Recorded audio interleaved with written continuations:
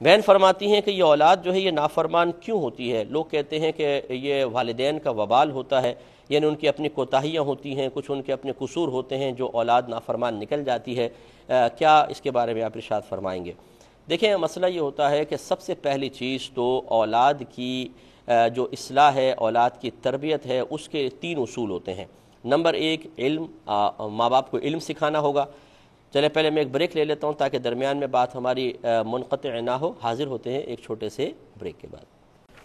بسم اللہ الرحمن الرحیم۔ تو آپ کی خدمت میں گزارش کر رہے تھے کہ اولاد نافرمان کیوں ہوتی ہے۔ اس کی ایک تو بڑی وجہ یہ ہوتی ہے کہ والدین اپنی اولاد کی نافرمانیوں کو ختم کرنے کے لیے یا اس عمر کے حصے تک پہنچنے سے پہلے کہ جب نافرمانی کا رجحان بڑھتا ہے، وہ اپنی تربیت میں کوتاہی رکھتے ہیں۔ تربیت 3 طریقوں سے کمپلیٹ ہوتی ہے۔ نمبر 1 اپنی اولاد کو علم دین سکھایا جائے۔ نمبر 2 انداز تربیت اچھا رکھا جائے۔ اور نمبر 3 خود ماں باپ عمل کر کے اپنے بچوں کو دکھائیں، گویا کہ رول ماڈل بنے۔ ہم نہ علم دین سکھاتے ہیں بچوں کو، ہاں ہمیں علم دین اس وقت یاد آتا ہے، قرآن و حدیث اس وقت یاد آتا ہے جب بچے ہمارے سینے کے سامنے کھڑے ہو کر آنکھوں میں آنکھیں ڈال کے بدتمیزی کرتے ہیں، تو پھر ماں باپ کہتے ہیں کہ تمہیں پتہ نہیں قرآن میں اللہ نے کیا ماں باپ کا حق بیان کیا ہے۔ اور اگر جواب میں اولاد کہے کہ یہ اب آپ کو یاد آیا ہے، اس سے پہلے تو آپ نے ہمیں کچھ بھی نہیں سکھایا، اور یہ بھی آپ صرف اپنے اوپر ضرب پڑی ہے تو پھر ہمیں سکھا رہے ہیں، باقی احکام کہاں چلے گئے؟ کیا صرف یہی حکم قرآن و حدیث میں بیان ہوا، اس کے علاوہ نہیں ہوا؟ معذرت کے ساتھ کہ میں بچوں کو کوئی دلیر نہیں کر رہا ہوں والدین کے خلاف، لیکن والدین کو سوچنا چاہیے کہ ہمیں دین، قرآن، اللہ تعالیٰ، اس کے رسول بعض اوقات اسی وقت یاد آتے ہیں کہ جب اولاد ہماری مرضی کے خلاف چل رہی ہوتی ہے۔ تو نمبر 1 تو علم سکھانا، یہ غلط نہیں ہے۔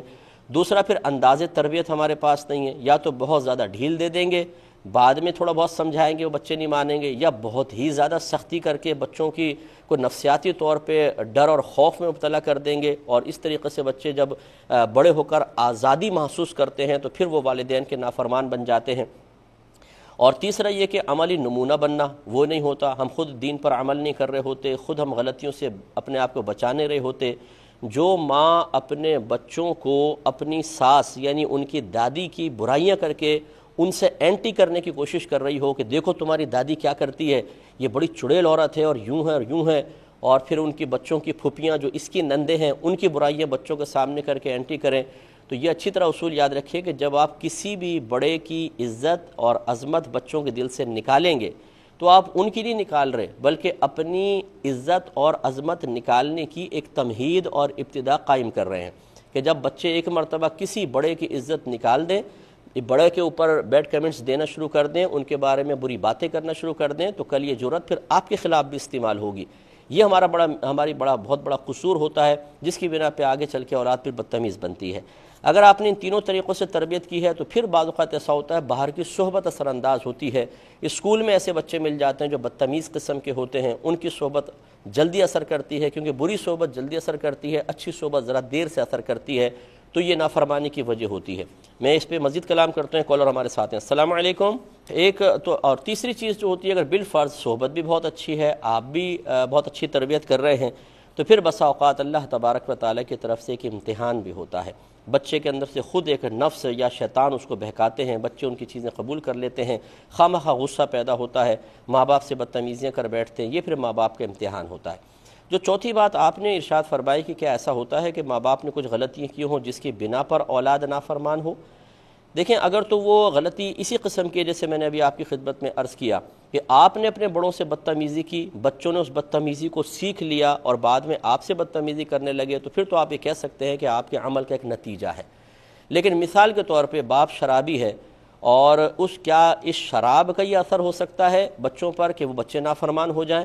ایسا نہیں ہوتا ہے، کیونکہ یاد رکھیں کہ نافرمانی، ماں باپ کی نافرمانی، جبکہ ماں باپ صحیح اور جائز حکم دے رہے ہوں، یہ گناہ کبیرہ ہے۔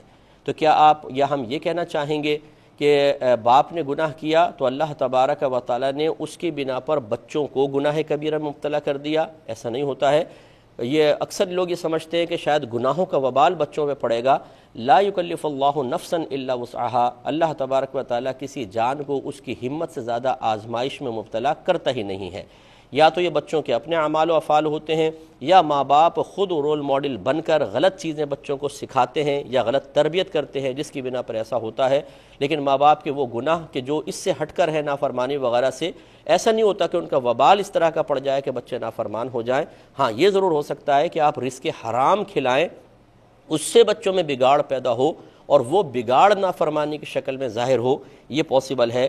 تو خلاصہ کلام یہ ہے کہ ماں باپ کو چاہیے کہ وہ خود دین پر عمل کریں، بچوں کے سامنے کبھی بڑوں کی برائیاں نہ کریں، انہیں علم دین سکھائیں، ان کا اچھے انداز تربیت خود سیکھیں کہ ہمیں کیسے اولاد کی تربیت کرنی ہے، ان کی صحبت پر اچھی نگاہ رکھیں۔ اس کے بعد بھی اگر بچہ بدتمیزیاں کرتا ہے تو پھر انشاءاللہ آپ پر کوئی وبال نہیں ہے، یہ خود آخرت میں جواب دہ ہوگا۔